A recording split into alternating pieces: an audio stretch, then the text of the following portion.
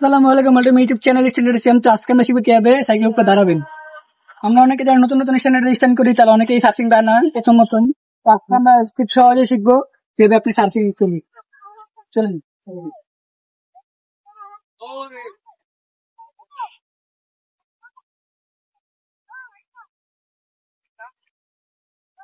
প্রথমত পা এখানে রাখবেন, আর ছাড়বেন না, রাখি দিবেন। ছাড়বেন না, এটা ছাড়বেন, ছাড়বেন ধরবেন, ছাড়বেন ধরবেন।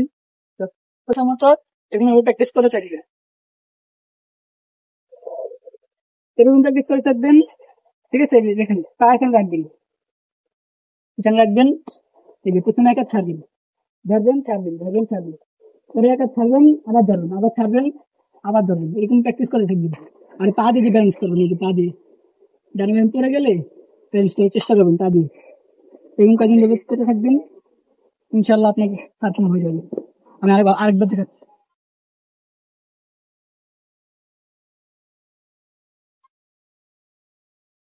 এই যে পা দিয়ে ব্যালেন্স করবেন।